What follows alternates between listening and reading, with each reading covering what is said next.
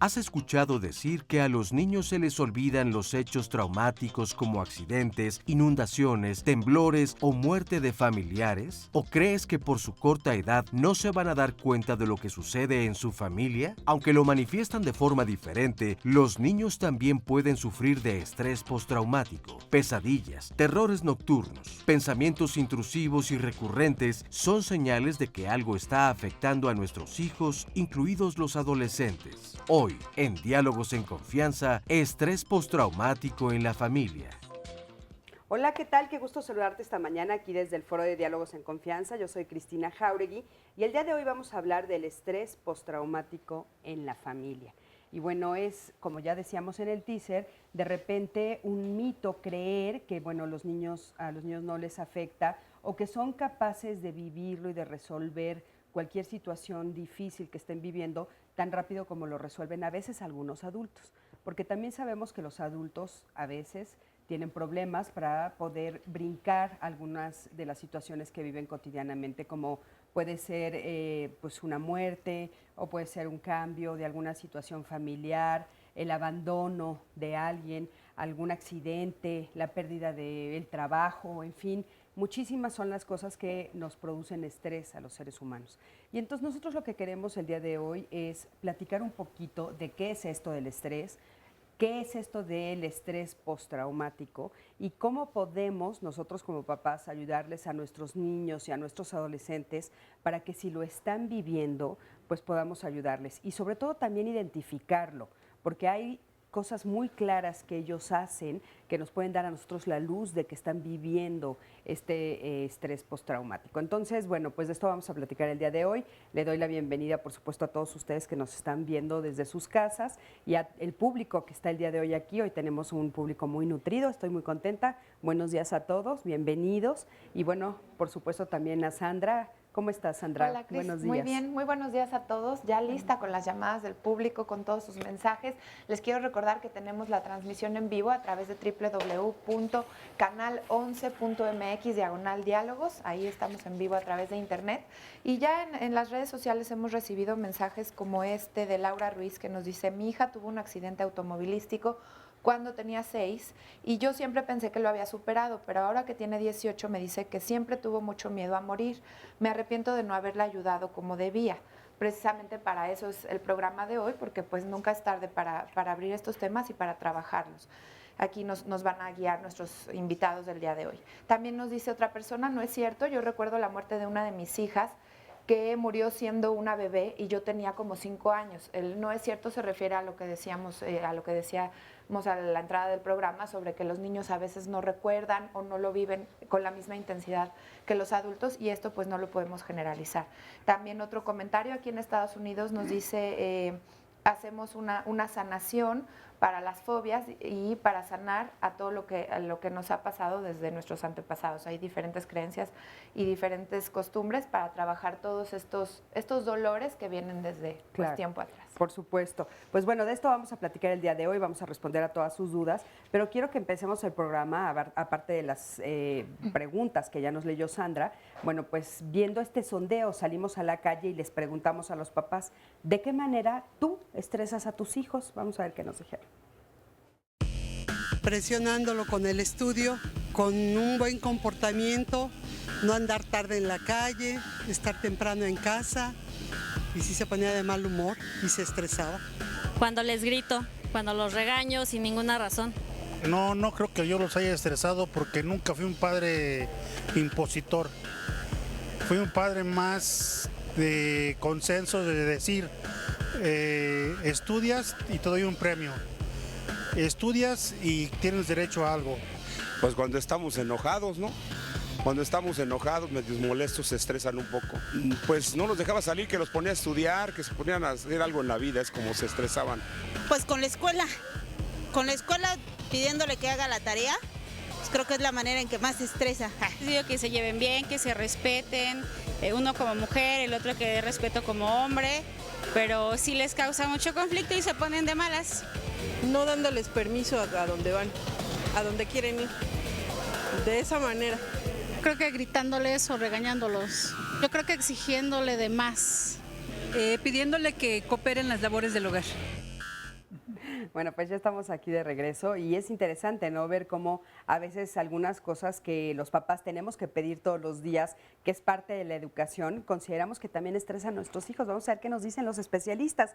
Y para hablar de este tema el día de hoy tenemos con nosotros a Lisa Warren Cruz. Ella es terapeuta familiar y es integrante fundadora de la Brigada de Atención a Víctimas de Estrés Postraumático de la Facultad de Psicología de la UNAM. Lisa, ¿cómo estás? Muy bien, buenos días. Bienvenida. Cristina. Gracias. Aquí vivimos siempre en estrés, ¿verdad? Bueno, ahorita hablamos porque el estrés es funcional, es normal y es funcional y nos sirve un nivel adecuado de estrés para hacer las cosas que tenemos que hacer. Qué interesante. Porque hoy les quiero decir que Lisa llegó al canal antes que yo para que no te estresara el tráfico, supongo, ya nos dirás. Así es. Muy tempranito ya estaba sentadita por aquí. Imagínense lo temprano que llegamos nosotros y ella ya estaba aquí. El estrés me levantó a las 4:30 de la mañana. Ah, fíjate. Esas cosas hace el estrés, es un estrés funcional. Bueno, funcionó muy bien para Sí. que llegaras muy temprano, está muy bien. Ojalá a todos nos pasara eso para que llegáramos siempre temprano. Solemos ser un país de impuntuales a veces, ¿no? Pero bueno, ese es otro tema. Bienvenida, Lisa. También está con nosotros Rafael Núñez Ortiz. Él es maestro en terapia familiar y autor del libro ¿Para qué siento lo que siento? Qué padre está ese título, Sí, Él es codirector del Instituto Milton Erickson de la Ciudad de México. ¿Cómo estás, Rafael? Muy bien, muchas gracias por la Bienvenido. invitación. ¿Tú también llegaste con estrés hoy al programa? No, no había tráfico. Entonces ahora sí que por esto del no circula de hoy, Nos convino. ¿Te convino? Nos beneficia, sí. Sí. Sí, estrés No todo el es mundo va a una- estar de acuerdo contigo, pero bueno. Estrés es un anglicismo, ¿no? Es una traducción directa del inglés. En español, pues, podríamos hablar en dos sentidos, como desgaste o como estímulo también. Fíjate qué Tiene esas interesante. dos vertientes. O sea, depende cómo lo maneje yo o depende cómo lo viva, es desgaste o puede ser Ajá, estímulo. Sí. A ver, ponme un ejemplo. Sí, por ejemplo, estamos viviendo en el país una situación de muchísima inseguridad. Entonces, nos estimula a prepararnos mejor para manejar la seguridad. O nos desgasta y nos desanima y nos encerramos en nuestro hogar y no queremos salir de ahí. Ok, entonces depende la situación cómo la viva. Exacto. Es cómo voy a vivir el Sobre estrés. todo, cómo te proyectas hacia tu futuro. Ok. Sobre todo. Muy interesante. Muchísimas gracias, Rafael. Por nada. También está con nosotros Yolanda Inés Mena de la Mora. Ella es psicóloga y psicoterapeuta gestal, especialista con niños y adultos y grupos y con ella trabajó con víctimas del delito de la PGR. Hola, ¿verdad? ¿cómo estás, Cristina? ¿Cómo estás, Yolanda? Bien, Bienvenida. gracias. ¿Estresada? ¿Sí? No, para nada. No Solo un poco. Estoy en esta fase del estrés en donde me permite esta situación biológica, psicológica, ¿no? Conductual, estar en alerta para poder estar aquí, ¿no? Platicando justo este tema. Fíjate, qué interesante. Ya llevamos a 3 invitados y los 3 hablan de algo positivo sobre el estrés. Y la verdad es que nosotros tenemos como esta idea contraria. O sea, cuando nosotros escuchamos, de hecho lo hemos escuchado tanto, la palabra estrés, y hemos escuchado tanto de tienes que desestresarte, tienen que quitarse el estrés, no estreses a los niños, no te estreses tú, que ahora, bueno, pues hay técnicas, hay lugares especiales, terapias, masajes, todo tratando de quitar el estrés. Ahorita ustedes nos dirán si estamos haciendo lo correcto o no. Hugo Sánchez Castillo, ¿tú qué opinas? Doctor en neurociencias de la Facultad de Psicología de la UNAM. Él es presidente de la Sociedad Interamericana de Neurociencia Aplicada. Hugo, ¿cómo estás? Bien, muchísimas gracias. Es una cuestión de sobrevivencia, ¿no? ¿De qué? De sobrevivencia. Los términos que usamos, eustrés y distrés, como estrés positivo, estrés negativo, al final de cuentas tienen que ver con nosotros como ente biológico.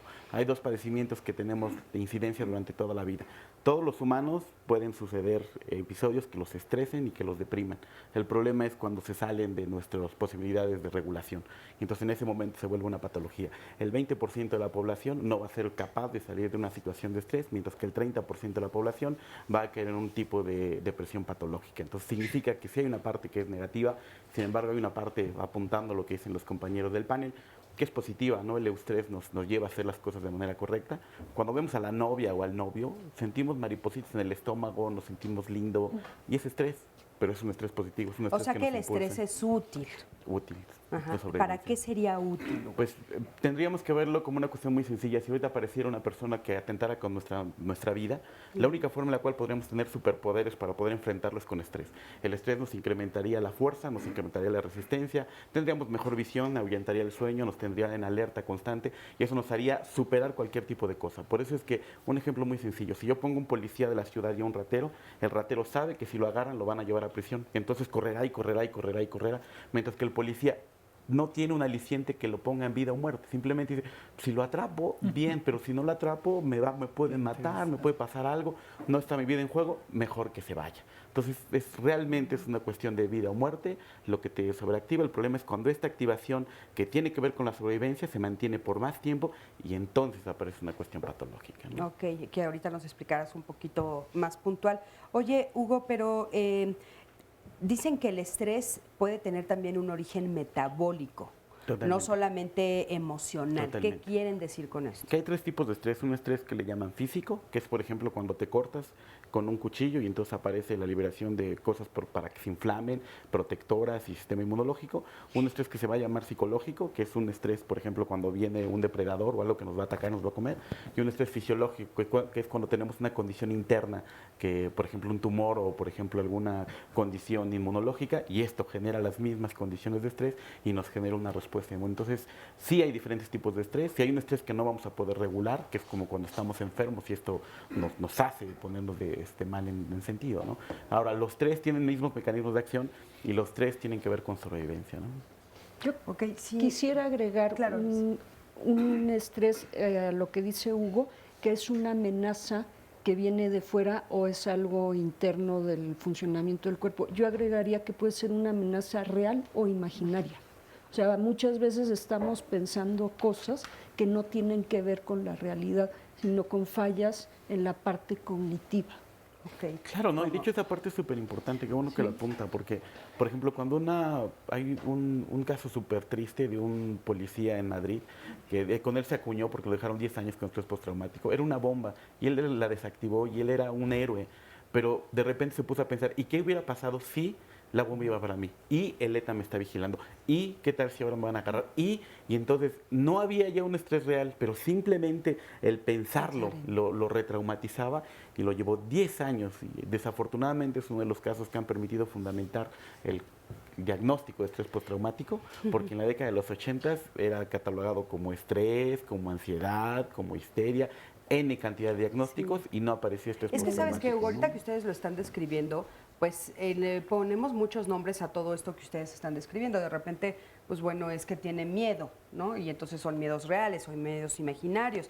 Pues es que está presionado por sus papás, tiene un papá que es muy exigente, una mamá que es muy exigente, yo solamente le estoy exigiendo que haga la tarea, en fin. Y de repente ustedes están hablando que el estrés parece que se manifiesta todo el tiempo y que aparte es algo importante que nosotros tendríamos que abrazar con una idea diferente, más que estarlo rechazando, ¿no? Pero a ver, ¿cómo se manifiesta el estrés crónico? O sea, ¿cuál sería la diferencia entre un estrés como el que están diciendo y uno ya crónico? Sí, es interesante cómo los mismos miembros de una familia reaccionan diferente ante el estrés. Tenemos un par de hijos que han sido educados básicamente bajo las mismas circunstancias y tenemos reacciones muy diferentes ante situaciones tensionantes.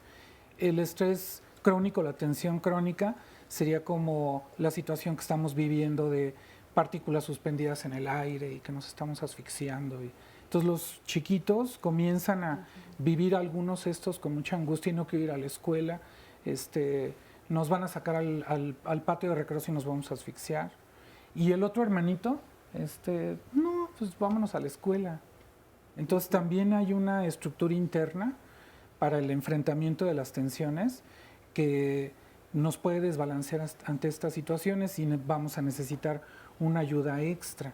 Entonces, por ejemplo, en el caso del policía Hugo, ¿cuáles eran sus reacciones? El policía que nos comentas. A largo plazo puede haber cosas súper tristes, por ejemplo, una baja de lo que nos hace sentir bien, si la dopamina nos hace sentir chido, entonces la persona tiene problemas anhedónicos. O sea, a nivel químico, de repente sí hay algo que sucede. Muchísimo. Pero eso dices después de un tiempo. O sea, ¿cómo se empieza a manifestar? O sea, para poner el ejemplo claro y que el público que nos está viendo entienda un poquito más en la práctica, claro. porfa. O sea, él estaba con la bomba, la desactivó y se va a su casa como era, le dan medalla, le aplauden y demás. Claro. Y después, ¿qué pasa? En lo cotidiano, ¿qué le empieza a suceder? Empiezan a suceder varias cosas. Primero va a empezar a haber un decaimiento cognitivo, empieza a haber respuestas de ansiedad, una cosa que se llama respuesta de sobresalto. Si alguien llega y te hace, ¡ay!, te espantas muchísimo, entonces de los primeros rasgos. Empieza a haber problemas de concentración, problemas de atención, aparece insomnio en muchas ocasiones, aparece pérdida o falta de apetito, aparece aislamiento social, aparece una incapacidad de poder relacionarse de manera adecuada.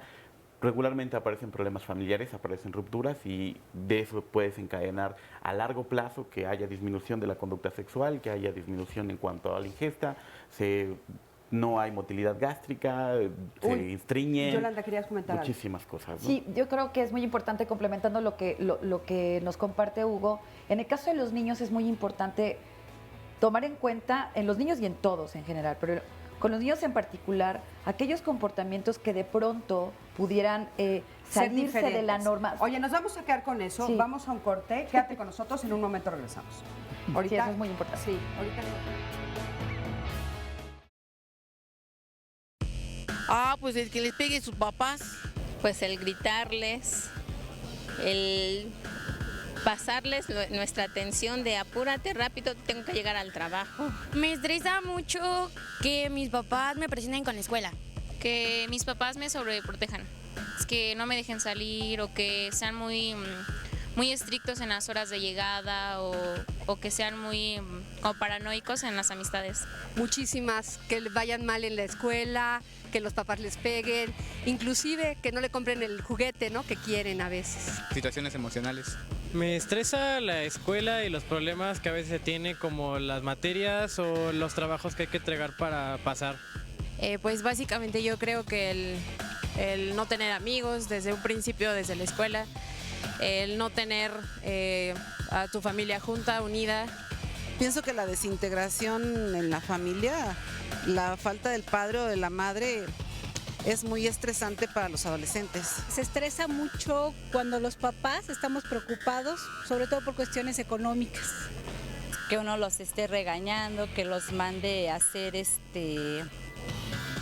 cosas que no le gustan.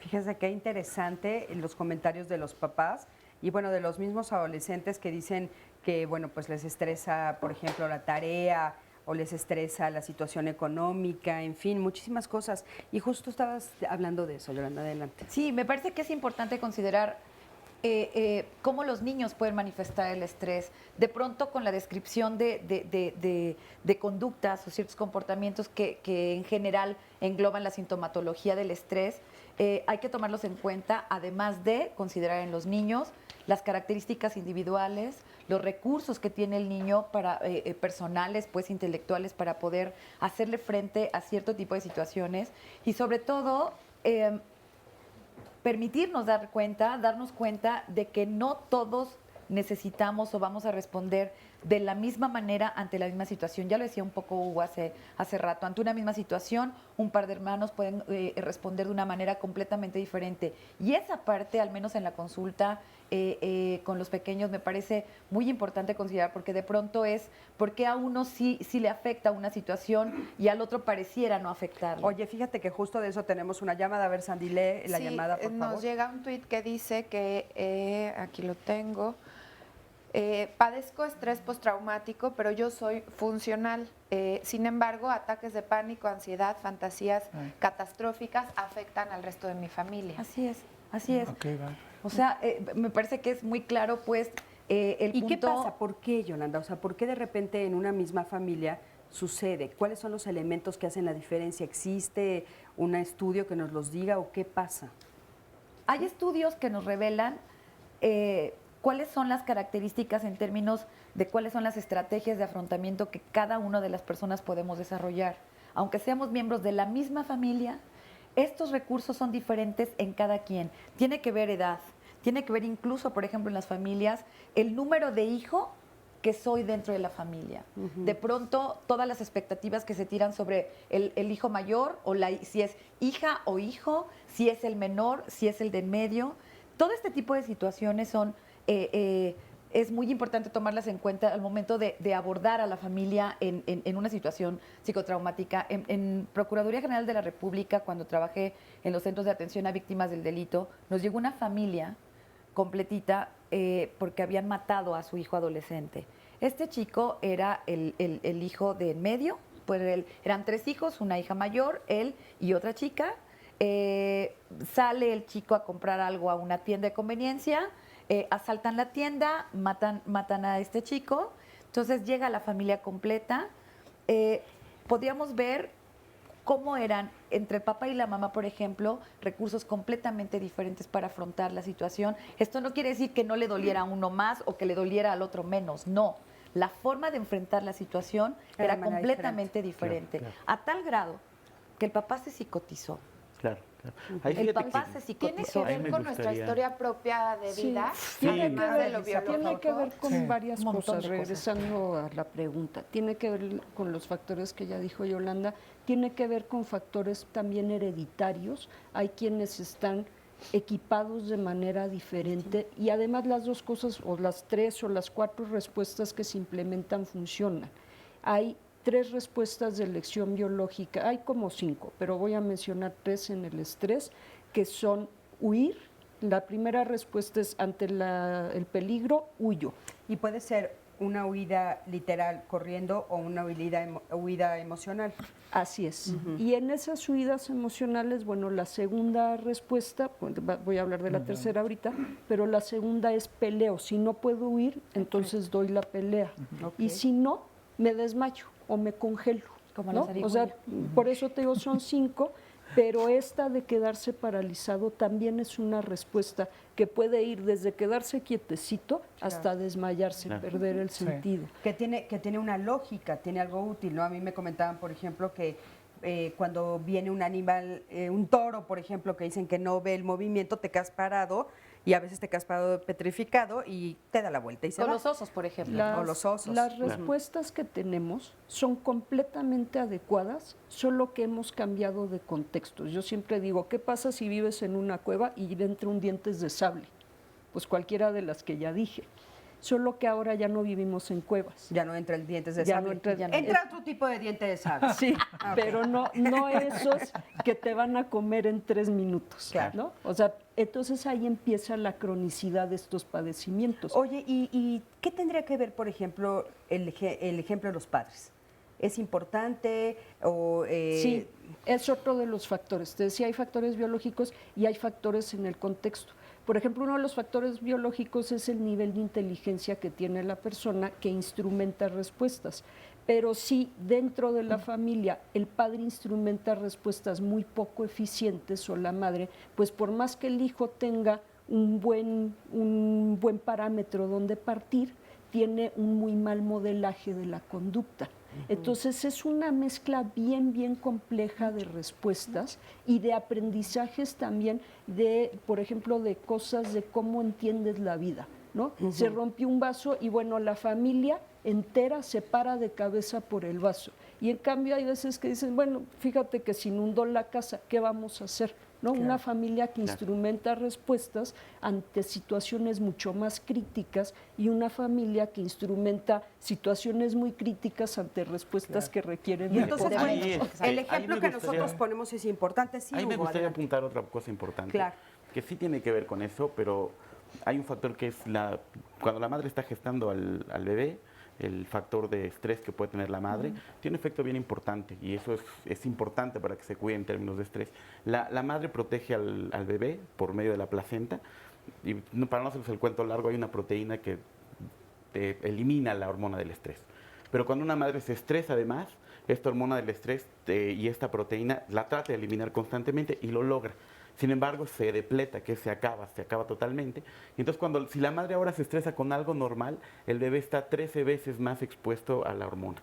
Y entonces significa que cuando nacen con una predisposición a tener fenotipos de tipo estrés y ansiosos, ¿no? Entonces hay cambios a nivel cerebro, que eso es bien importante. En el hipocampo se hace más pequeño, la amígdala se hace más grande, la corteza prefrontal se hace disfuncional, lo cual significa que sí hay fenotipos de estrés y sí hay complicaciones, no solamente genéticas, sino vamos a llamarlas epigenéticas, que es si yo tengo un ambiente estresado, tengo que haber alguna forma de comunicarle a mi producto que va a nacer en una cuestión estresada, ahí tiene que haber el padre y la espermatogénesis, o cuando se hacen los espermas, para ser más puntual, pero particularmente sí influye muchísimo el estado de la madre, sí influye muchísimo estas características que pueden pasárselos, además de todo lo que han estado comentando. Factor genético, factor ambiental, factor cultural, y esto dan de manera principal lo que en terapia se les llama los mecanismos de resiliencia, que no es más como yo experimento toda mi vida. Oye, Hugo, a mí me gustaría ahí puntualizar, porque de repente, ¿sabes qué? En este programa culpamos mucho a las mamás, caray, y ahorita de repente dices, bueno, no, es que ahora imagínate, o sea, ¿qué cosas estresarían a ese grado a una mamá que produce que el bebé, pues, hasta físicamente cambia y el hipotálamo se le haga chiquito y esto, o sea, ¿qué cosas, qué tipo de situaciones hay varios, podrían llevar a ese límite a una madre? Cito 3 estudios. Uno que se hizo con las mamás de Chernobyl. No nos vamos a ir tan lejos, están en Chernobyl, ¿no? Saben que la radiación los puede hacer que sus hijos a ver, para que el público nos entienda, mamás que están en una situación donde toda la sociedad está estresada porque, bueno, hubo una explosión nuclear. Así es. Entonces, ese tipo de mamás, sus hijos nacen con un fenotipo de tipo ansioso. Ese es un estudio, hubo en Estados Unidos, después del 11 de septiembre, se estudió con todas las mamás que estaban embarazadas durante el evento y se vio que también sus hijos nacían con fenotipo de tipo estrés. Y otro evento importante con lo que se han hecho, mamás en condiciones de violencia intrafamiliar. De violencia intrafamiliar. Que el depredador de violencia todo el tiempo. Todo el tiempo. Es que eso es bien importante decirlo, porque sabes que si no el público aquí nos escuchan muchísimos seres humanos. Y es muy importante que sepan que no cualquier cosa va a afectar físicamente a su hijo. O sea, extremos de ese lado, ¿no? Hay que apuntarlo. Pero también hay que nos ayuden a aclarar si también eso va a hacer ahora sí que el destino, porque por ejemplo una mamá que durante su embarazo tuvo un evento que muy fuerte, yo recuerdo el caso de mi tía, estaba embarazada cuando se murió mi abuelito, su papá, y pues pasó los 9 meses con la enfermedad del padre y con la muerte del padre, pues transmitiéndole este estrés al bebé. Sin embargo, el día de hoy mi prima, pues yo la considero una niña funcional, sana. Esto lo pregunto porque probablemente van a empezar a llegar llamadas de que, bueno, si yo estuve estresada durante mi embarazo ya... Pero a ver, pero por eso lo aclaramos, por eso, justo para que no hubiera esa confusión, por eso lo aclaramos. O sea, son eventos extraordinarios. Que ponen en riesgo la vida. Porque estar viviendo la muerte de mi papá, pues es algo que tengo que vivir por Pero es estresante. Sí, pero bueno, es algo que me toca vivir de cotidiano, no hay nadie que se vaya a salvar de eso. Pero en cambio de una situación nuclear, pues bueno, eso sí es una cosa extraordinaria. Y los niños que van a nacer de estos eventos, de todas formas van a tener una oportunidad de tener estas respuestas ante el estrés. Yo creo que es importante dame un segundo. Es importante que tengamos dos puntos importantes. Lo primero es que es un estrés que pone en riesgo la vida. O sea, por eso es que hay una diferencia entre estrés que nos impulsa y estrés que nos... La vida de la mamá y la vida del bebé. Es lo que se detecta como estresante. Ahora, no es lapidario para los niños. Si nacen con una predisposición, no significa que ya tengan el fenotipo. Ahí tiene que ver con los ambientes, tiene que ver con factores de crianza. O sea, no es el único elemento. Claro. Si habláramos de un solo elemento biológico, caeríamos en una cuestión setentera, donde hablaríamos de genética recalcitrante. Ahora sabemos que hay 50% ambiente, 50% genética, y que además el individuo forma parte, completa de su propia formación. Por eso es que es importante, tiene que ser un estrés, que la persona lo detecte como que pone en riesgo su vida. Se va a morir, que es algo que no puede controlar. Si se le cayó el vaso o se le murió el papá y tienen mecanismos que les permiten salir adelante, el impacto es muchísimo menor, ¿no? Hay una gran diferencia entre estrés postraumático y estrés. Claro. Sí. Son dos cosas, que tienen una relación, pero que no podríamos entender, y la diferencia es, hay una vivencia real o vivenciada, imaginaria, pues, que atenta contra mi integridad física o psicológica. Claro. Cuando eso es la diferencia entre el estrés y estrés postraumático. Claro. Y O sea, hay una abusados con cuestión esa parte. también de personalidades. Por Hay supuesto. quien cosas pequeñas las vive con mucha intensidad. O sea, puede ser, por ejemplo, que algunas de estas mujeres que han sufrido situaciones de mucha violencia, que los hijos han presenciado la violencia, los hijos sean buenos sobrevivientes de esas experiencias, Resilientes, sí, claro. y otros chicos que han vivido en condiciones que uno pensaría que son mucho menos traumáticas y que tienen estrés postraumático o alguna otra característica de la ansiedad, trastorno obsesivo compulsivo, alguna adicción más adelante, un trastorno de estrés generalizado, ataques de Hasta con el pánico. pánico. Entonces también aquí entra una parte de personalidad que yo iría más allá, que diría que no hemos terminado de identificar exactamente qué son los factores de resiliencia. Claro. Pero así como decir 50-50, es que hay veces que el contexto se la juega como en un porcentaje mayor o en un porcentaje menor, y lo genético a veces que podríamos pensar que era poquito, también se la Claro. juega en un Es como la porcentaje. mezcla de todos los elementos y cómo cada uno de nosotros lo vivimos o lo superamos o lo padecemos, ¿no? Sí, sí, tiene adelante. mucho que ver con desarrollo de habilidades, que les proveamos, ¿no?, en esta sociedad a sus miembros de las herramientas para que vayan aprendiendo habilidades para desarrollar. Me tocó atender una familia que secuestran a la hija, la asesinan, recuperan el cuerpo y todas las cosas iban bien hasta que cumple 6 añitos de edad el segundo hijo, el hijo menor, de un segundo papá. Le hacen su pastelito en la casa de la familia del papá y la mamá interrumpe la celebración y dice: no podemos estar festejando cuando estamos de luto porque asesinaron a mi hija, ¿no? La secuestraron. Entonces llegan a terapia familiar por este contraste tan fuerte de, pues la vida tiene que continuar. Pero entonces la mamá expresa: soy una madre medio muerta. Y entonces su hijito de 6 añitos de edad, recién cumplidos, le dice: inventemos una nueva mamá. Y Ese es un tuvimos que inventar superrecurso una de nueva claro. forma de relacionarse Ujú. para poder superar el Mira, hablando de niños, cuando tratamos con familias, de verdad que los niños son un recurso muy refrescante, porque no tienen la experiencia de vida con todas estas cargas que nos vamos haciendo, por ejemplo, de decir: yo no puedo estar feliz ahorita, aunque sí esté, porque se murió hace 3 días alguien muy allegado o no tan allegado. Entonces el niño, cuando hacemos terapia con las familias, los niños son unos súper recursos. Oye, Lisa, pero fíjate, ahorita tú dijiste algo muy importante, cuando hacemos terapia. Y nosotros sabemos que tampoco es muy fácil que todas las familias que nos están viendo acudan a terapia. Entonces yo quiero saber, ¿qué pasa cuando no se atiende a un niño? O sea, ¿cuáles son las consecuencias? ¿Cuáles son, Claro. qué es lo que le sucede? Tenemos 20 Hay segundos, varias, sí. 30 segundos. Hay varias cosas. Uno, puede desarrollar estrés postraumático, y dos, en etapa adulta puede tener eventos más traumatizantes y aparecer una cosa que se llama trastorno disociativo, y ese trastorno disociativo es un tipo de trastorno esquizofreniforme en un caso bastante particular, ¿no?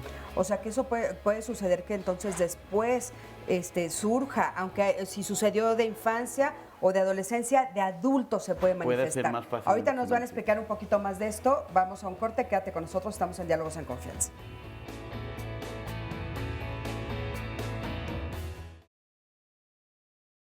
Bueno, pues ya estamos aquí de regreso, estamos hablando de estrés postraumático y Hugo, nos quedamos platicando contigo sobre... Sí, pues ¿Qué es pasaría? muy importante, ¿no? Los niños van a tener, como bien lo decían los compañeros, diferentes reacciones.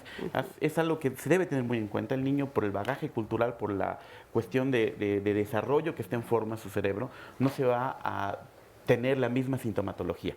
Los niños no necesariamente lloran, no necesariamente expresan como tú: siento una tristeza interminable que me abraza como la noche.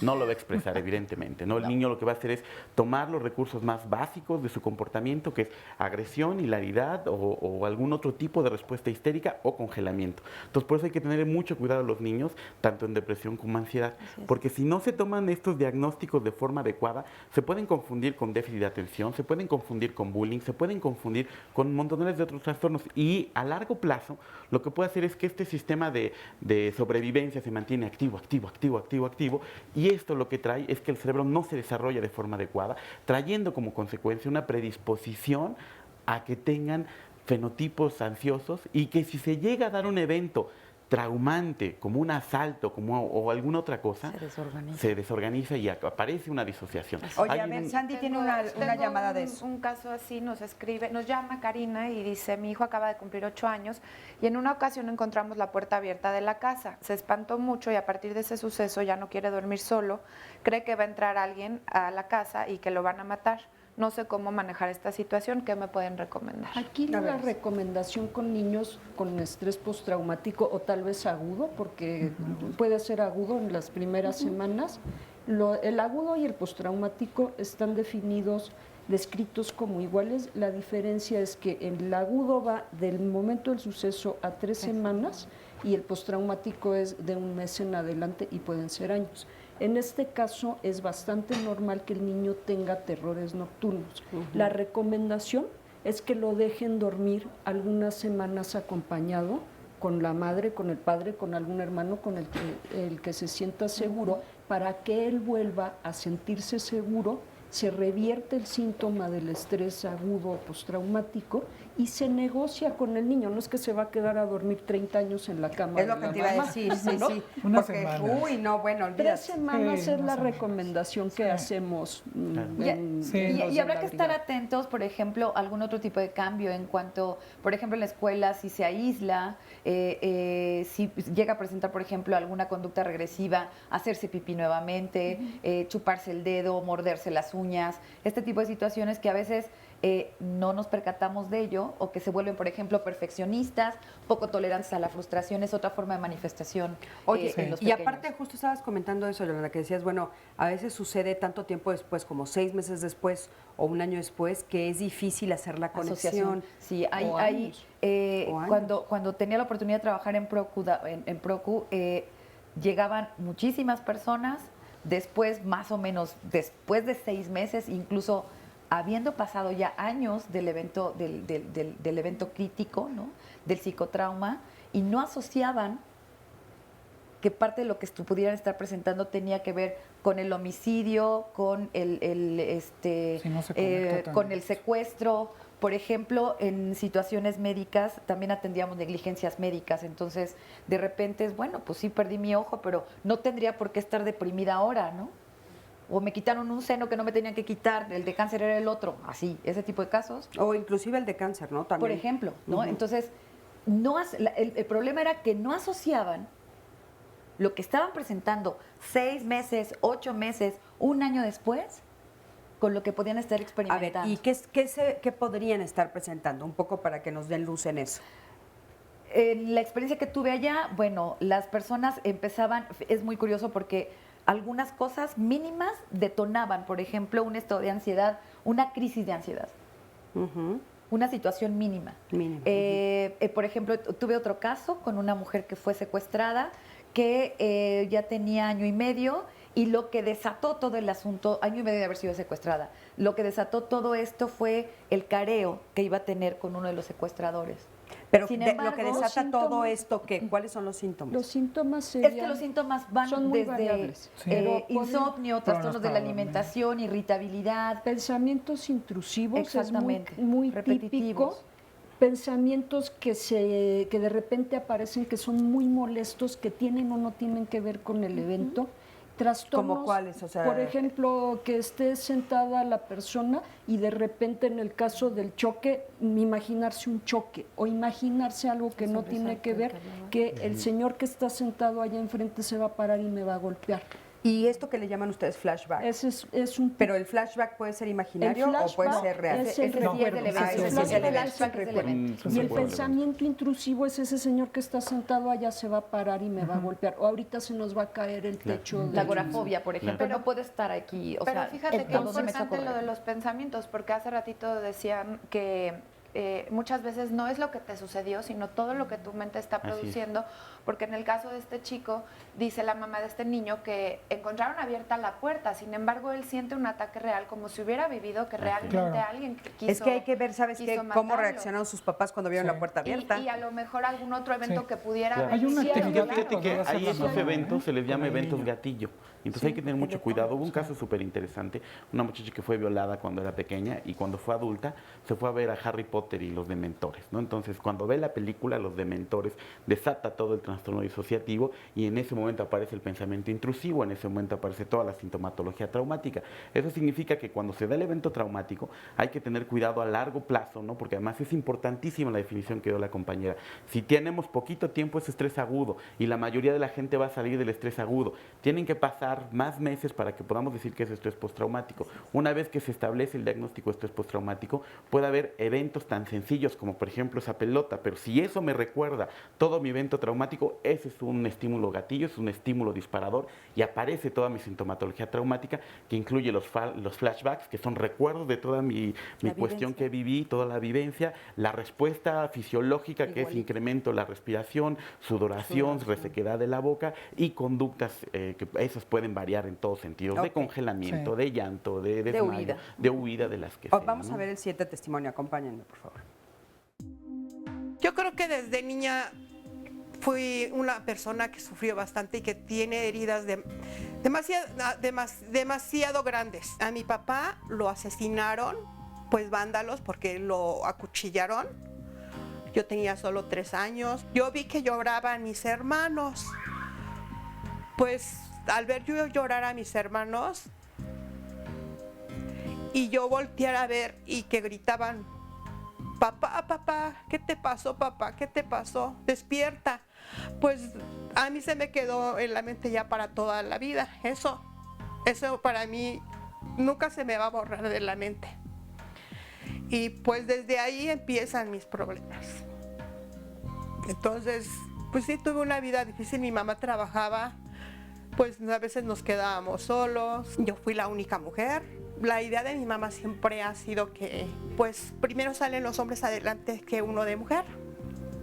Entonces, yo ya cuando ya tenía yo 15 años, empecé a trabajar en un lugar no muy adecuado. Mi mamá trabajaba en él y yo empecé a trabajar y se bailaba y se tomaba. Un día que mi mamá no fue a trabajar,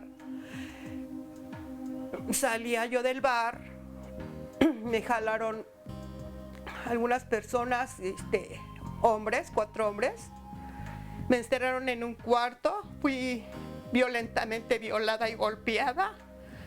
Duré bastantes días ahí encerrada, sin comer, toda golpeada. Y todo eso pues ha repercutido toda mi vida. El año pasado me quise quitar la vida. Me estuve en el psiquiátrico un tiempo, pero pues saliendo de ahí ya jamás volví a pensar en eso. En la niñez me hizo falta mucho cariño. Tanto del padre que siempre he extrañado, aunque él está en el cielo, sé que siempre me ha cuidado y me ha guiado. También admiro a mi mamá. Yo no le guardo resentimientos porque sé que también es una mujer de lucha y que lo que hizo, a lo mejor lo hizo sin saber en dónde iba a parar todo esto. Pero pues no soy quien para juzgar. Yo soy una mujer que sé perdonar y sé sacar mis problemas adelante. A pesar de todo lo que yo pasé, de todos esos problemas que pasé, de esas heridas que tuve, salí adelante con mis hijos. Pues a veces me siento abatida, ¿no? Pero tengo que salir adelante por ellos, por mis hijos. Híjole, muchísimas gracias por este testimonio, un testimonio muy duro de varias situaciones, ¿no? Que la tienen en este momento, en este estado. Lisa, ¿quieres hacer algún comentario al respecto? Pues sí, es un estado bastante avanzado de estrés postraumático, ya con una sintomatología muy intensa, algo que no habíamos dicho porque además aparecen muchos trastornos psiquiátricos, es la depresión crónica, que tiene una serie de elementos cognitivos, de pensamientos pues que terminan siendo un poco distorsionados, ¿no? Como nadie me quiere, no valgo nada, un pensamiento muy devaluatorio que sí es producto de la historia de trauma, porque, bueno, ya poniendo toda esta parte de amenaza real a la vida, en estadios, cuando somos muy pequeños, tenemos un cuidador que es el que está a cargo de nuestra vida. Entonces, una falla en ese cuidado produce un pensamiento crónico de no valgo lo suficiente para que el cuidador me cuide. Ese que, por la razón que sea, por negligencia o por accidente o por un acto fortuito, no lo pudo cuidar, produce una huella a nivel psíquico, a nivel afectivo, que se queda para toda la vida y produce desafortunadamente esta sensación horrible de abandono. Pero aparte, bueno, ella tiene después otro evento también bastante desagradable, que aparte, bueno, ella comenta que está muy golpeada, violada por 4 hombres, encerrada, no le dan de comer, o sea, se le juntan 2 eventos. Que la regresan, es que se hace como un callito en la parte afectiva. Entonces, cuando ocurre un nuevo evento, vuelve a entrar al mismo sitio. Lo llamaba Freud huella anémica, o sea, huella en la memoria. Entonces entra el trauma en el siguiente sitio. Y además hay todo un proceso también en la que quien ha sido víctima una vez, por un proceso muy complejo, es fácil víctima para otro depredador, poniéndolo en términos biológicos. ¿Y qué podría hacer esta mujer que nos está viendo? Seguramente está escuchando. Algo bien importante es el sentido de vida. Ella tiene un sentido de vida ya. Entonces, Milton Erickson nos dice, no es tan importante lo que viviste, sino qué haces con lo que viviste. Entonces, es bien importante que tengamos un sentido de vida, que tengamos un plan de vida. Su sentido de vida son sus hijos, su maternidad, el verlos crecer, el hacerlos autónomos incluso de ella misma. Entonces... O más bien ella tendría que elegir cuál es su sentido de vida, ¿no? O sea, esos son sus afectos inmediatos. Sí, pero dice ella que sus hijos son... Porque ella dice de todas maneras que ha tenido pensamientos suicidas. Sí. Lo dice claramente. Claro, pero fue al psiquiatra, al psiquiátrico. Es súper útil que haya ido ahí. Modificaron los neurotransmisores que hacían que este cerebro pensara en autodestruirse. Y ahora ella comenta como, bueno, sí tiene momentos complicados, ya no piensa en el suicidio. El suicidio es una enfermedad, no es una elección. Si alguien está teniendo en este momento ideas suicidas, acuda al especialista. Es una enfermedad que se cura.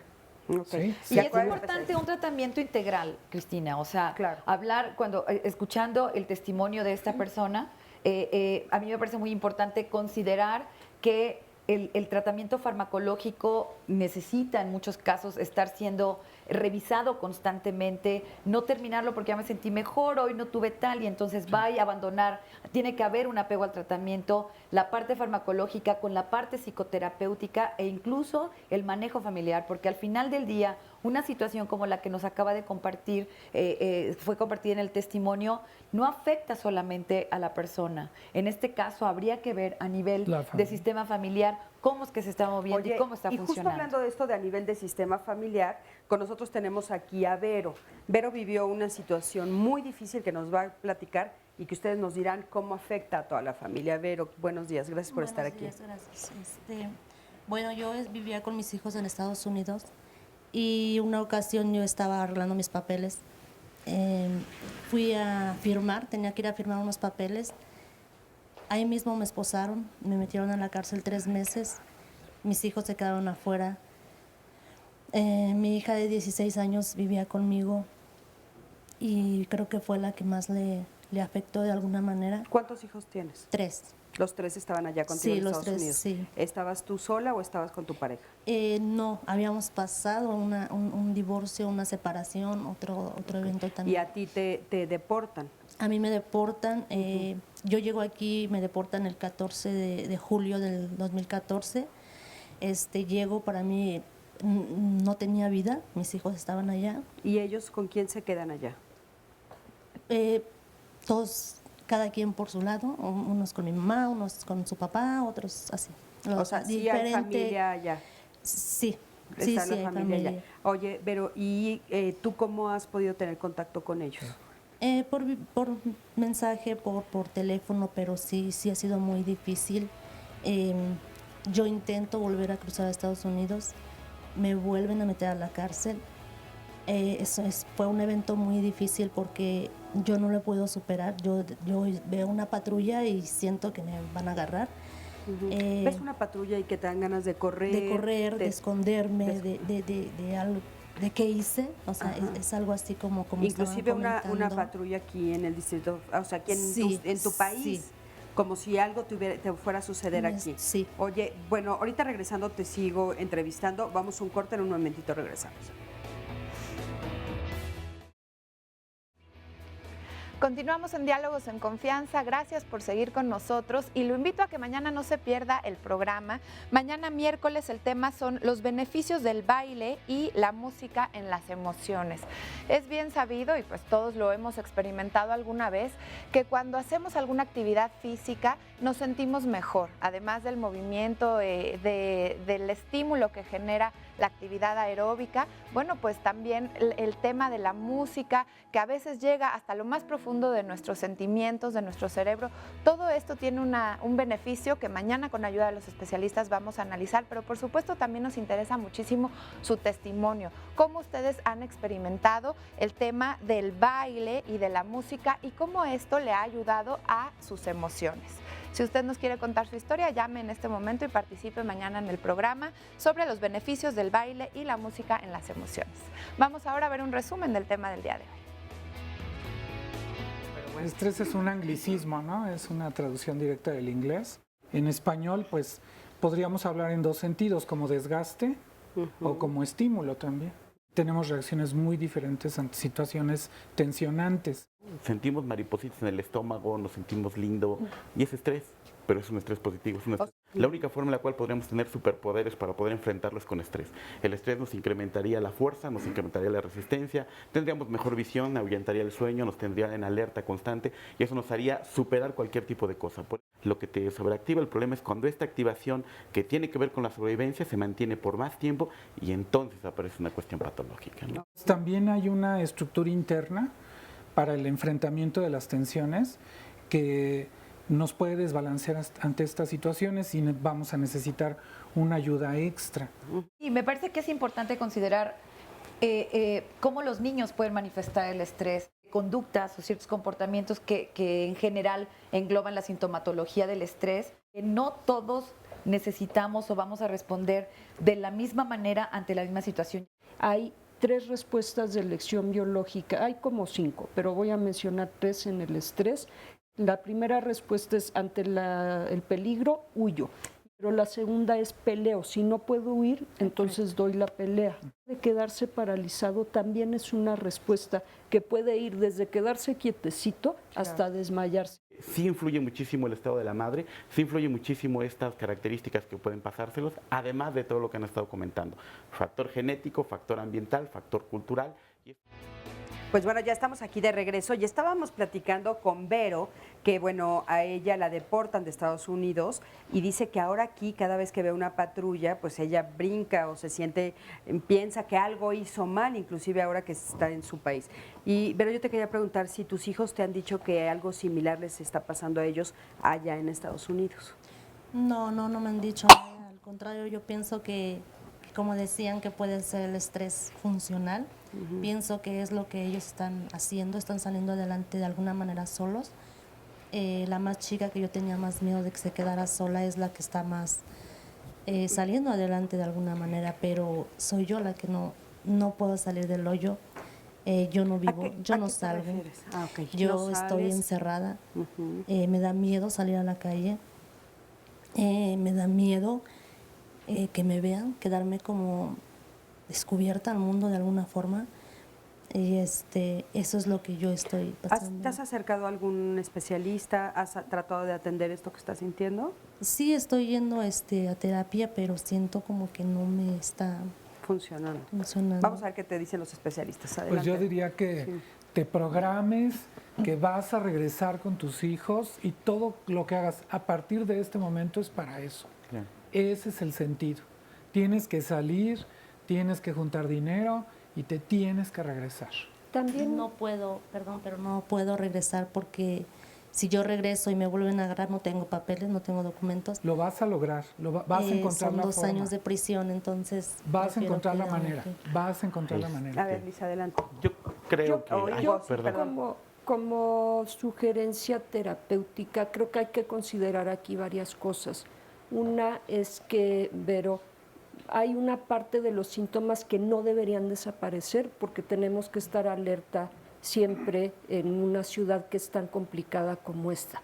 Y la otra, hay que reducir los síntomas lo suficiente, los que te están haciendo disfuncional la vida, para que puedas volver a funcionar y a partir de ahí poder tomar decisiones, porque tal vez una decisión es que regreses, pero tal vez la otra es hacer un acuerdo con tus hijos y una vez hayan cumplido algún objetivo, por ejemplo, regresar y volver a estar juntos. O tal vez a ustedes como familia les tocó vivir así, que además es una condición de la migración. Los que somos migrantes tenemos la familia en un lado y otra familia en otro, porque nacimos migrantes. O sea, ser migrantes también tiene un perfil. Y ese perfil, parte de ese perfil es poder mantener esta distancia con la familia. A veces es muy doloroso ver. Claro, pero que ella se vuelva funcional, ¿no? Hugo, adelante, por favor. Yo creo que lo primero más importante es aceptar que tiene un problema y aceptarse con el grupo de especialistas adecuado. Y esto lo que significa es que muchas veces la práctica terapéutica tiene que ver con una cosa que se llama práctica de buena fe. La práctica de buena fe es cuando el profesional de la conducta o el terapeuta no sabe lo que está haciendo, pero de buena fe lo hace. Pero si ahí en ese sentido el paciente tiene la libertad completa de poder escoger a la persona que sea idónea para su tratamiento, si usted no se siente que está progresando en su terapia y ya lleva mucho tiempo, se tiene que cambiar y también tendría que ver un psiquiatra. Puntos importantes, por ejemplo, hay pastillas que le van a dar y la gente dice, ¿por qué me dan estas pastillas? Tiene que ver con cosas que han cambiado en su cerebro, eso nos tiene que quedar claro.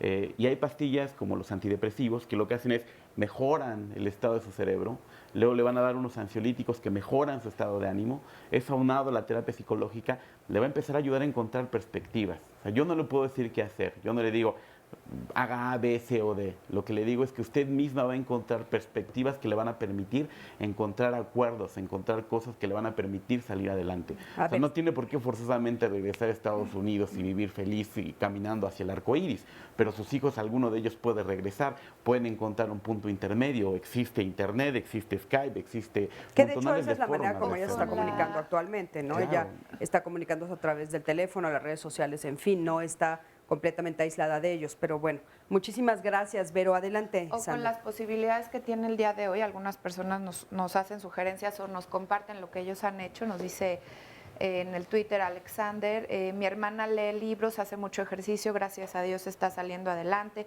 Otra persona nos habla de la meditación, precisamente vamos a hablar el día de mañana del baile, de la musicoterapia, en fin, hay muchas alternativas que están a la mano de nosotros.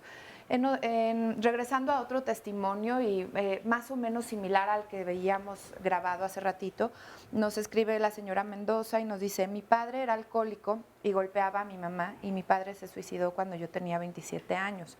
Ahora cuando estaba embarazada sufrí de asfixia y de insomnio, por ello tuve deseos de suicidio. Cuando nació mi hija tuvo insuficiencia respiratoria, ahora tiene 6 años y tiene arranques de temperamento muy fuertes. Quiero preguntarle si lo que tiene mi hija se debió a que sufrí estando embarazada. Y esto nos lleva también a volver a analizar el tema de la familia, ¿no? Cómo de generación en generación se puede ir transmitiendo este sufrimiento, este dolor y lo que llamamos el día de hoy o lo que estamos analizando del estrés postraumático. Yolanda, ¿quieres hacer un comentario? Sí, me quedaba yo pensando un poco en Vero, solamente... ya sé que estamos cambiando para otra cosa, pero no me quiero quedar con las ganas de decirte, Vero, que tiene que haber de entrada un tratamiento integral. ¿Sale, vale?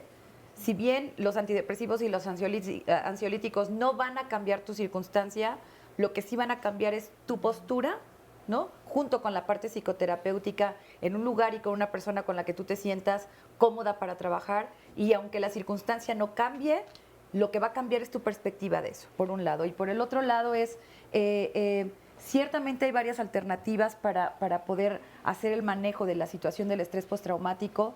y será importante sumar todas.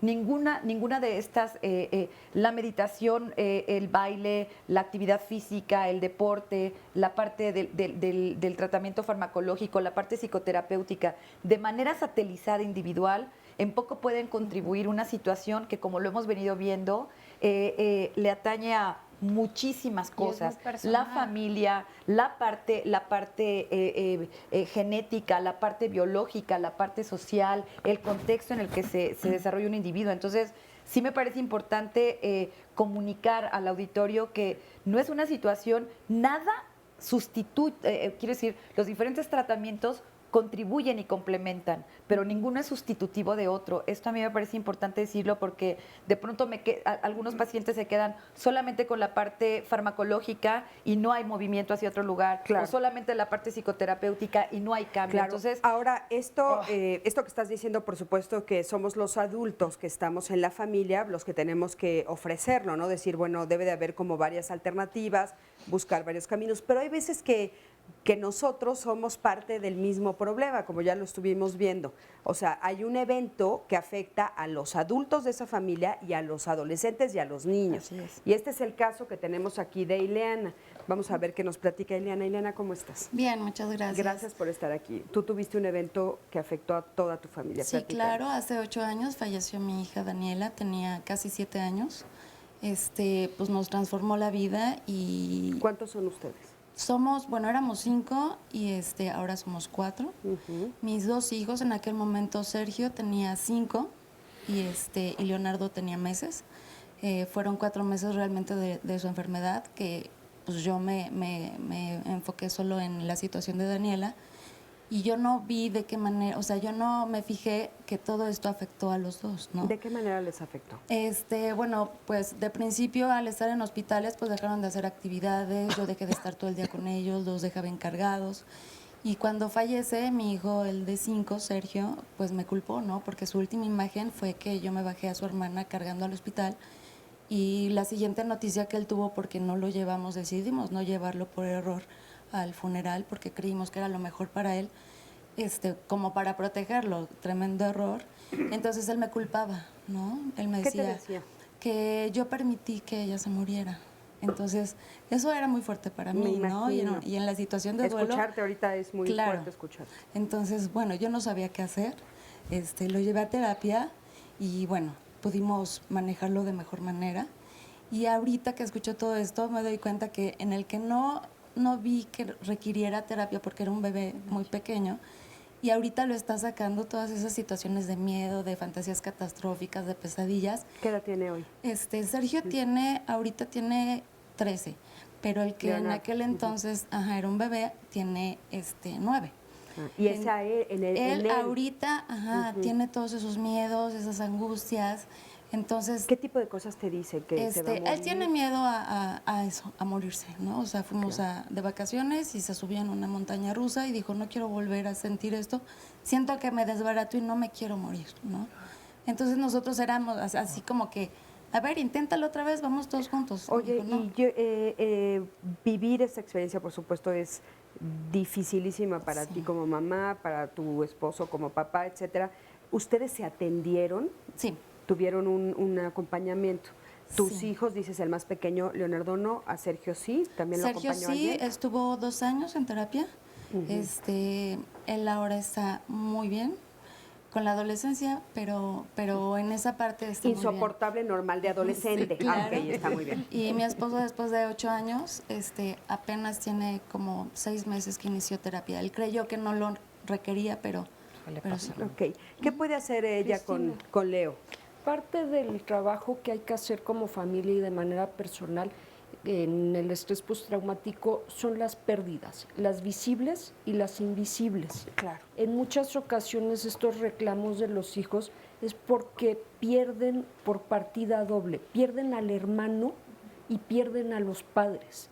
Y esa es una pérdida invisible, o sea, la del hermano es muy evidente, pero la de los padres no es tan evidente. Y además, ¿los pierden de manera emocional? ¿A eso te refieres? O sea, de repente tengo un papá ausente, una mamá triste, en fin, porque están viviendo esta situación. Porque está muy deprimida.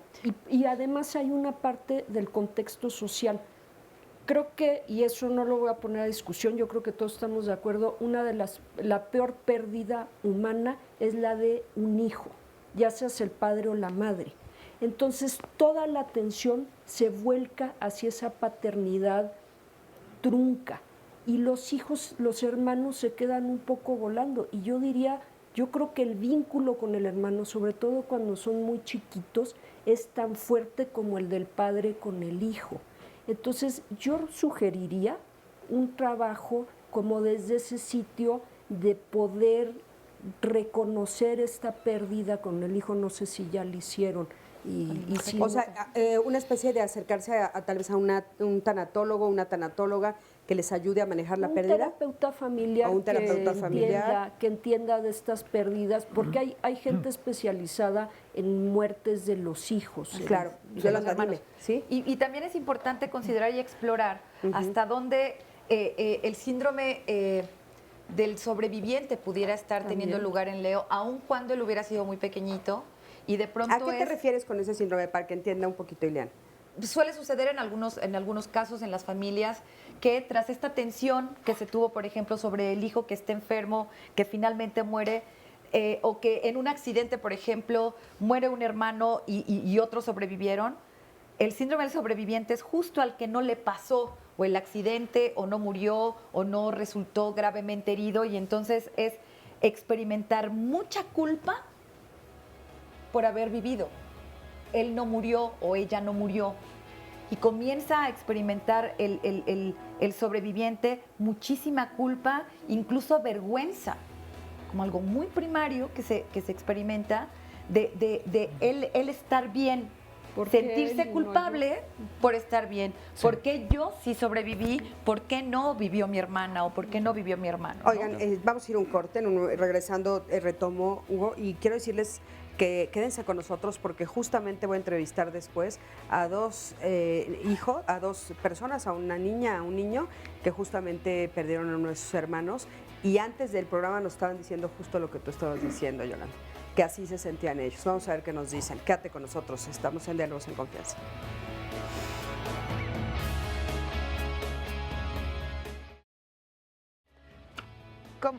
Hola. Ahora sí, ya estamos de regreso otra vez aquí en Diálogos en Confianza, y como todos los martes le vamos a presentar las fotografías de personas que desafortunadamente están lejos de sus familias porque están desaparecidas. El día de hoy sus familiares, todos sus seres queridos no saben en dónde se encuentran y necesitamos de toda la ayuda que usted pueda proporcionar para que se vuelvan a reunir con ellos. Preste muchísima atención y si tiene alguna información que nos pueda compartir, comuníquese a los teléfonos que aparecen en sus pantallas. La primera persona es Fernanda Citlali de la Cruz Hernández. Ella se extravió en la colonia El Hielo, en el municipio de Huixquilucan, esto en el Estado de México. Le repito, su nombre es Fernanda Citlali de la Cruz Hernández. Ella se extravió el 7 de abril de este año. Vamos ahora con otra imagen. Por favor, preste mucha atención a Marta Elena Torres Juárez, quien se extravió en Santa Cruz Atizapán, en Toluca, en el Estado de México. Ella se perdió el 12 de marzo de este año y repito su nombre, Marta Elena Torres Juárez. Una tercera fotografía que vamos a mostrarle a continuación es la de Juliana Dolores Martínez, quien se extravió en la calle Rafael Cepeda, en la colonia Granjas del Valle de Guadalupe. Esto está en el municipio de Catepec de Morelos, en el Estado de México.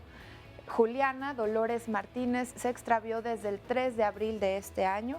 Desde ese día sus familiares no saben nada de ella. Y por último vamos a ver otra imagen, la última del día de hoy, que es de Mari Carmen Martínez Avilés, quien se extravió en Avenida de la Esperanza número 96 en la colonia Fraccionamiento Paseos de Chalco. Esto está en el Estado de México. Ella está extraviada desde el 21 de noviembre del 2014. Su familia aún la sigue buscando y por favor, si usted sabe algo al respecto, no dude en comunicarse. Es Mari Carmen Martínez Avilés. Muchísimas gracias por su atención. Vamos a ver ahora un testimonio. Mi infancia fue un poco dura, ya que mi mamá enfermó de cáncer y pues fue una etapa muy difícil porque Pues los cuidados, estarla llevando al médico, cada vez la veíamos más enferma. Entonces, después de algunos meses, mi papá nos da la noticia de que falleció. A los 9 años no lo crees que es una pues ilusión, que es un sueño, que no es cierto. Ese día que mi papá nos dio la noticia, yo seguí mi vida normal, yo me fui a la escuela porque pues no sabía de mí. Ya cuando llegamos a la casa y vemos que pues es realidad, pues se siente un dolor muy fuerte en el pecho. La muerte de mi mamá me causó mucho miedo, temor a hacer cualquier cosa, incluso ir al baño, alguien tenía que acompañarme. Dormir, había días que no podía dormir, y lo poco que podía dormir soñaba que era un sueño. Y ir a la escuela, las juntas, cuando pues mi mamá no estaba presente y pues mi papá tampoco porque pues trabajaba. Entonces es un sentimiento de soledad. Yo creo que mi papá no supo manejar la situación en la cuestión emocional. Sí estuvo al pendiente de nosotros, nunca nos faltó comida, nunca nos faltó escuela. Pero en la cuestión emocional nunca platicó con nosotros acerca de la pérdida de mi mamá. Nadie suplió la imagen de mi mamá, nadie suplió a mi mamá. A mis 33 años todavía me hace mucha falta. Me hace falta esa persona que te ama incondicionalmente y que te va a estar apoyando en las buenas y en las malas. Me hace mucha falta. Uno de los recuerdos más bonitos que tengo de mi mamá es que ella salía a jugar con nosotros, béisbol, pelota, etc. Y siempre nos defendía de cualquier persona, de cualquier cosa, siempre estaba al pendiente. Y nos alentaba mucho a que fuéramos unas personas independientes y que no nos dejáramos de nadie. Muchísimas gracias por este testimonio. Hugo, ¿querías hacer algún comentario? Sí, es un comentario bastante breve. Creo que nos debe quedar también muy claro que a veces se está rondando con el hecho de la muerte. Sin embargo, hay que recordar que cuando se muere una persona, también el evento después de que se muere es todo lo que puede funcionar como un disparador traumático. Es decir, cómo se comportan los padres, qué es lo que hicieron los padres. En el caso particular de la compañera, el niño tenía un periodo crítico en el cual absorbe todas las cosas. Entonces, si en la casa están tristes, si en la casa platican de la muerte, si en la casa me da miedo que se muriera, no sé qué pasó, estoy sufriendo. Entonces, aunque el niño no haya experimentado el concepto de muerte, todo lo que se genera como estimulación a partir de esa sensación es lo que empieza a generar el trauma. Por eso es que hay que tener mucho cuidado en el caso de los infantes. Los infantes absorben información de manera dramática e importante, lo cual significa que nosotros podemos ocasionar esta traumatización que hace tiempo se llamaba trauma vicario, ¿no? Que es como el escuchar, no necesariamente vivirlo, pero escucharlo, verlo, sentirlo, hace que la persona empiece a introspectar. De hecho, por eso es que en los tribunales se está prohibiendo ese tipo de práctica, porque muchos niños se les dice, ¿verdad que te violaron? ¿Verdad que te violaron? ¿Verdad que te violaron? Después de hacerlo sistemáticamente durante mucho tiempo, los niños empiezan a presentar la sintomatología traumática, aunque jamás hayan sido tocados. Y el ultimísimo comentario es, no dejando lo de la llamada telefónica, sí, desgraciadamente puede ser un factor para que el niño tenga problemas de manera sistemática, lo cual se recomienda que tenga terapia psicológica y si es necesario farmacológica. Con los niños se recomienda que haya que tener mucho cuidado, pero sí es importante que lo atienda, que no se deje. ¿A cuál te refieres tú? A la llamada que hubo hace ratito. A la llamada que había sufrido violencia en su embarazo y que el día de hoy estaba preocupada por el comportamiento de su niño de 6 años. Entonces sí, atender a ese niño. Sí, totalmente. Ok.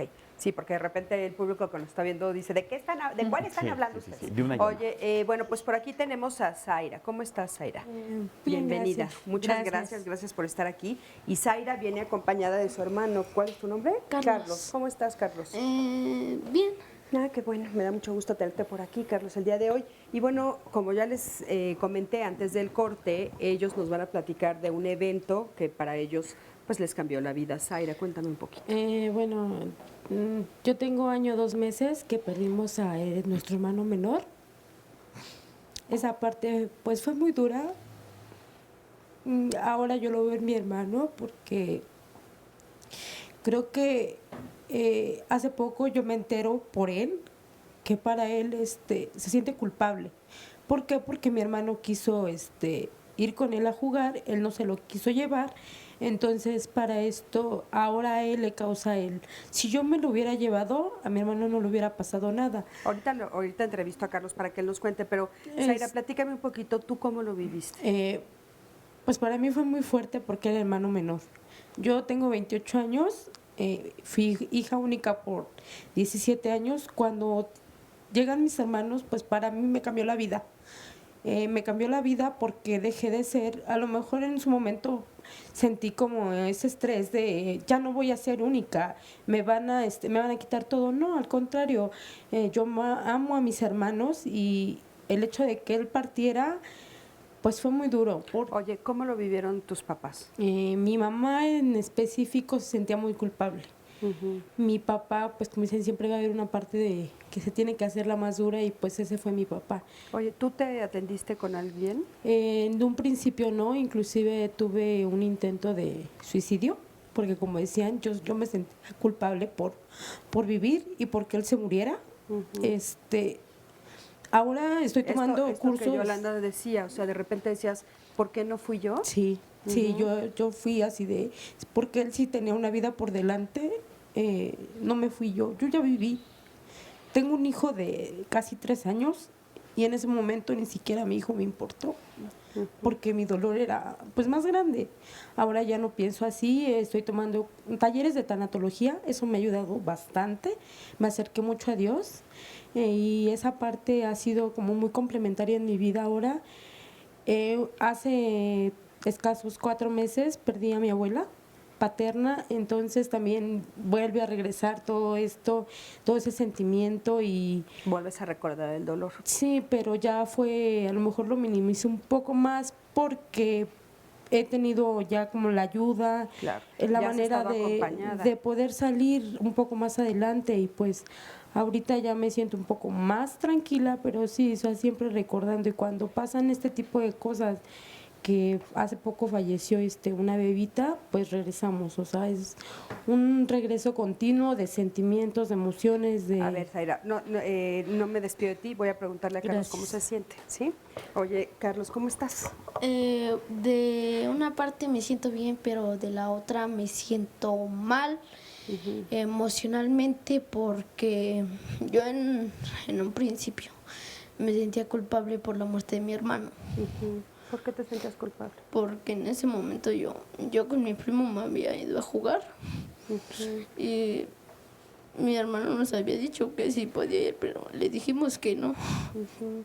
¿Y entonces tu hermano se quedó solito? No, porque como en ese momento toda la familia estaba reunida, estaban todos hablando. Yo al principio cuando regresé a jugar vi que todos estaban llorando. Yo no sabía por qué. Yo intenté preguntar, pero en ningún momento me dijeron nada. Hasta cuando mi mamá iba a ir al hospital y me dijo que mi hermano había tenido un accidente.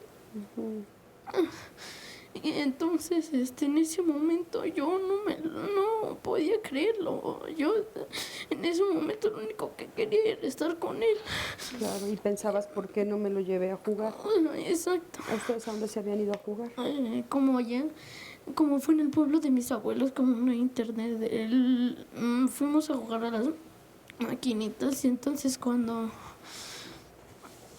habíamos regresado, ya había sucedido. A mí me habían dicho que había tenido un accidente.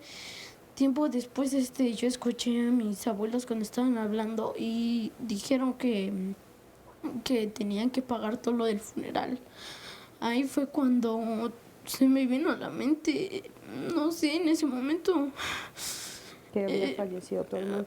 Oye, al principio yo no creí que eso era cierto. Yo pensé que en ese momento estaban mintiendo o haciendo algo así.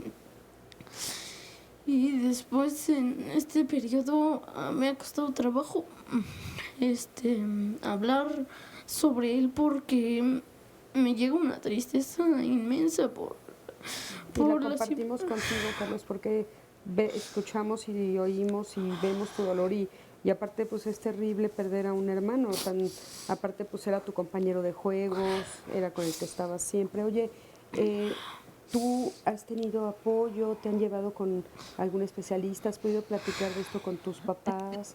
he hablado principalmente con mi mamá y durante un tiempo fui al psicólogo y de cierta manera me ayudó. Ahora ¿Cuánto tiempo fuiste?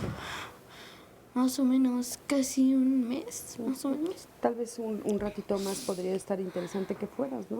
Alguien con quien pudieras platicar todo esto. ¿A partir de cuándo te empezaste a sentir culpable? Cuando supe que había fallecido mi hermano. Porque, Oye, ¿y tu primo también? ¿Lo platicaron los dos? No hemos tocado el tema mucho con eso, pero las veces que hemos tocado ese tema, él, por una parte, él no se siente muy culpable porque yo fui el que le había dicho que no.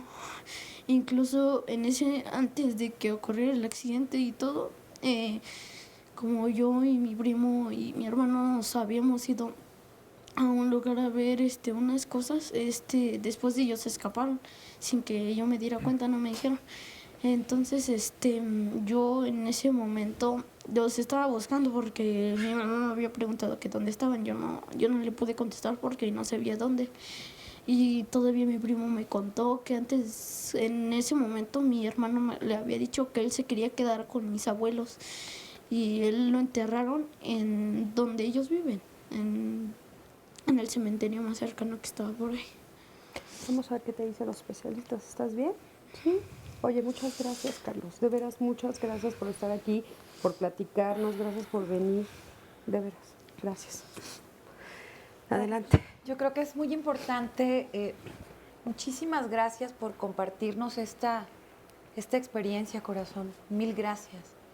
Y me parece que es como muy claro lo necesario que es no subestimar la capacidad que puedan tener los chicos para poder, en cuanto a la forma como viven, como perciben una experiencia así.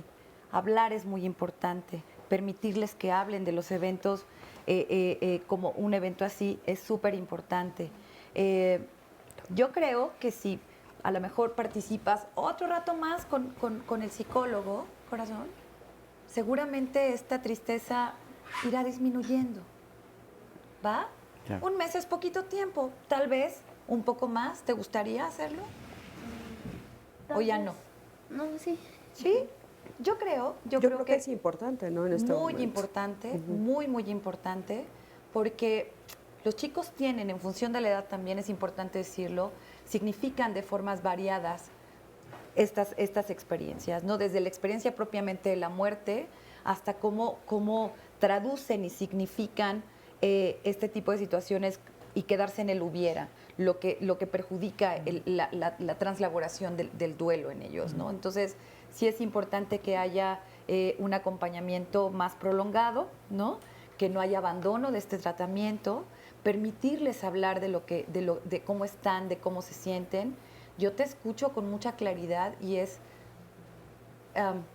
muy padre que tú nos compartas cómo es que te sientes. Me siento triste, ¿no? Que lo puedes compartir con mamá, que lo puedas seguir compartiendo con ella y con tu hermana. Va a ser algo que les va a ayudar mucho a todos y sobre todo no quedarte con lo que estás sintiendo, además de tener un acompañamiento de más tiempo con tu psicólogo, ¿va? Sí, porque es importante de repente platicar pues todas las anécdotas que ellos vivieron juntos, ¿no? Por supuesto. Y seguirlo recordando, Hugo. Sí. Creo que lo primero es una recomendación para el auditorio y para la madre. La salud mental es una de las cuestiones más deterioradas en este país particularmente. Vamos al médico cuando nos sentimos mal y no creemos que la salud mental sea algo digno de atender. Entonces regularmente nos preocupamos ya que está el trauma, ya que han pasado montonales de cosas. Y en ese sentido creo que es importante tomarlo en serio para que vayan con la asistencia de un profesional, de personas que sean reconocidas y capacitadas para hacerlo. Y esto es porque en México han empezado a proliferar charlatanes que tratan de los padecimientos a la ligera. Creo que eso es importante que apuntalarlo. Tienen que ir a profesionales de la conducta. Y con relación a nuestro amigo, yo creo que es valiente y es reconocer la capacidad que tú tienes para expresar lo que sientes.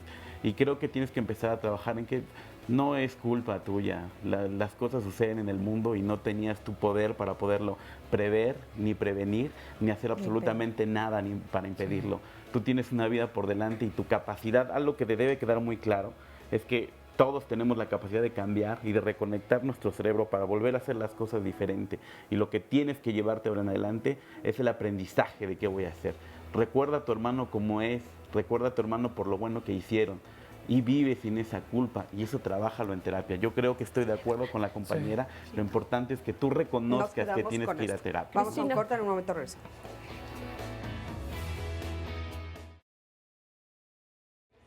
Gracias por continuar con nosotros. Sin duda, este ha sido un programa interesantísimo. Por supuesto, como todos los que hacemos aquí en Diálogos en Confianza, porque los hacemos con todo el cariño para ustedes y nos encanta que participen. Por eso los estamos invitando a que la próxima semana no se pierdan el tema matrimonio infantil y temprano. Les voy a leer algunas estadísticas. Por ejemplo, ustedes saben que 6.8 millones de mujeres en México se casaron antes de los 18 años.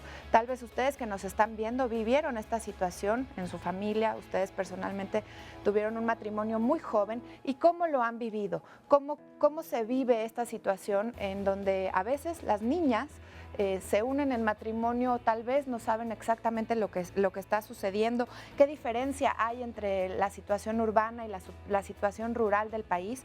Y bueno, el matrimonio temprano no es la solución para muchos de los problemas que puede haber en una familia, en algún país, y precisamente es lo que queremos analizar. ¿Qué es lo que el Estado, las organizaciones civiles y la sociedad en general estamos haciendo para erradicar el matrimonio infantil? La próxima semana no se lo pierdan en Diálogos en Confianza y vamos a ver un resumen ahora de lo que hemos dicho el día de hoy. Por eso es que es importante, tiene que ser un estrés, que la persona lo detecte como que pone en riesgo su vida. Hay una gran diferencia entre estrés postraumático y estrés. Y la diferencia es, hay una vivencia real o vivenciada, imaginaria, pues, que atenta contra mi integridad física o psicológica.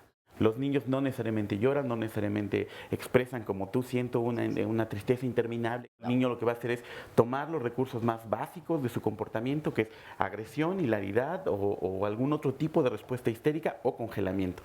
Entonces, por eso hay que tener mucho cuidado a los niños, tanto en depresión como ansiedad.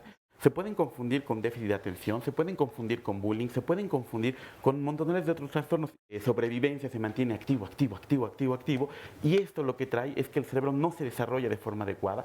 Los síntomas van desde insomnio, trastornos de la alimentación, irritabilidad. Si tenemos poquito tiempo es estrés agudo y la mayoría de la gente va a salir del estrés agudo. Tienen que pasar más meses para que podamos decir que es estrés postraumático. No es tan importante lo que viviste, sino qué haces con lo que viviste.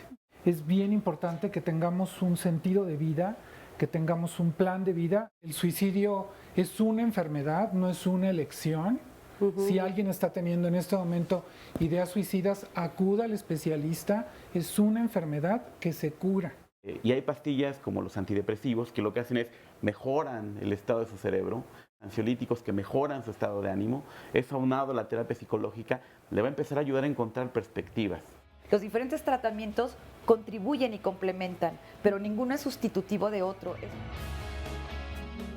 Soy una mujer de 40 años, vivo con mi pareja y con mi hijo. Mi vida se convirtió en un secreto para mí y para mi familia, pues nadie entendía mi comportamiento. Yo tenía ataques de pánico, fobias y me encerraba. Llegó al punto de que yo no podía permitir que me tocaran. La ropa me lastimaba y cuando me tenía que mojar al bañarme, yo sentía muchos escalofríos y me recorría una molestia en la espalda. Entonces llegó el punto en que yo no quería ni siquiera mojarme, ni tallarme el cabello. A partir de las terapias descubrí que sufrí abusos por parte de unos tíos y pues probablemente de mi papá, pero fue muy pequeña. O sea, probablemente vi cosas sexuales y después posteriormente pues también mi mamá, o sea, nos agredía, pero ese sí lo puedo recordar. En realidad todavía no entiendo si todos mis ataques de pánico provienen de ahí y los terapeutas me han dicho que es incluso de más atrás, desde que mi mamá me concibió. También a ella la maltrataban mucho. Muchos años yo no podía trabajar, no podía relacionarme con las personas, era imposible para mí. Les tenía miedo, desconfianza. Esos secretos también nos han repercutido en nuestra vida familiar, pero mi familia no lo quiere enfrentar. Si yo revelara mi secreto, yo afectaría pues a toda mi familia. Bueno, mi esposo no, porque él ya lo sabe, pero afectaría pues la poca convivencia que tengo con mis papás, con mi hermana. He salido adelante a pesar de mi secreto, porque sí me han dicho que la ira que yo guardaba fue el motor para que yo continuara. Ahora esa ira ya no me mueve mi propio bienestar. Y sí, ya puedo salir a la calle y ya no le tengo tanto miedo a las personas. Qué importante, muchísimas gracias por este testimonio que acabamos de ver. Y tenemos por aquí a Diana. ¿Cómo estás, Diana? Bien, muchas gracias. Bienvenida. Oye, cuéntame, ¿tú qué es lo que has vivido que te ha provocado esto que estamos platicando, estrés o estrés postraumático? Bueno, cuando falleció mi abuela el año pasado, yo empecé a presentar como taquicardia. Entonces, en las noches, cuando yo iba a dormir, mi corazoncito empezaba así. Entonces, ¿Y fue justo a raíz de la muerte de tu abuelita? ¿Ella vivía con ustedes? Sí, bueno, yo tuve un vínculo muy fuerte con ella desde pequeña, entonces ella era como mi segunda mamá. Y bueno, cuando falleció, pues me pegó. Y bueno, lo que ocurrió fue, ella falleció y a mí no me tocó verlo, a la que le tocó verlo fue a mi madre. Entonces, bueno, a ella se le murió en los brazos. Entonces yo no imagino cómo fue para ella esa situación, cómo lo pudo haber vivido. Si para mí fue fuerte. Y sigue siendo fuerte. Y sigue siendo fuerte aún. ¿Cuánto tiempo pasó? Como medio año aproximadamente. Poquito tiempo. Y pues a lo largo de este tiempo yo la he ido soñando, o sea, y mi madre también, bueno, pasa que la soñamos mucho y, bueno, algunas veces me quedo dormida para poder soñar con ella. ¿Te gusta soñar con ella? Oye, ¿y te ha acompañado alguien en este proceso de duelo que estás viviendo? Pues solamente, bueno, mi familia se unió cuando pasó esto, nos unimos y pues fue muy bonito porque vimos como el apoyo de nuestra familia pues nos hacía un poco más fuertes. Pero nada profesional. No hemos acudido a ayuda profesional. He escuchado sobre la tanatología, pero no hemos acudido. Oye, ¿las taquicardias ya terminaron o sigues teniendo taquicardias? Sigo teniendo taquicardia. ¿Estás pudiendo dormir en las noches? Pues no, a veces me despierto en medio de la noche y empiezo a presentar este síntoma. Luego siento como que no puedo respirar. Y es fuerte. Vamos a ver qué te dice. Lisa, tú querías hacer el comentario primero aquí a este chiquito y si después nos comentas también de Diana, por favor. Con Zaira, que bueno, primero, pues de verdad que yo lamento mucho cuando ocurren estas cosas y ya como decía ahora Hugo, no es culpa de ustedes, tampoco es culpa tuya, Zaira, y tampoco, o sea, si bien eras casi mayor de edad cuando llegaron tus hermanos, tú no eres la responsable de estos chicos. Entonces, pues nada más como compartir eso, porque a veces mucha de esta culpa ya no es como el hermano que sobrevivió, sino como el hermano padre que no estuvo ahí para cuidar al chico. Entonces, devolverle eso. ¿Y tú podrías ayudarlos? Si ellos están buscando ayuda. Entonces, al final del programa que se acerquen a ti. Y sobre Diana. Sí, por favor. El dolor, cuando se carga, cuando lo traemos encima, nos hace mucho daño. Y hay que irlo quitando de encima el dolor y hacer un camino que podamos ir avanzando e ir aprendiendo de esa experiencia. Sobre todo hacer los honores a la memoria de este ser querido con el bienestar de nuestra vida. ¿Cuánto tiempo más o menos dura un duelo de...? Un año aproximadamente. Es muy variable, Pero también bueno, es muy variable. aproximado. Y yo un poco lo que oigo es que no solo andas cargando tu dolor por tu abuela, sino que andas cargando el de tu mamá también. Y ese es, yo creo, esa es probablemente una de las cargas que tengas tú que entregarle a tu mamá y que ella elabore, porque puede ocurrir incluso que tu mamá ya estaba en paz con su mamá. Entonces tal vez estás sufriendo un dolor que ni siquiera es correspondiente y que aunque fuera, o sea, aunque ese dolor de tu mamá sea muy intenso, no te sirve a ti de nada cargárselo. Tú Claro. tienes con el tuyo.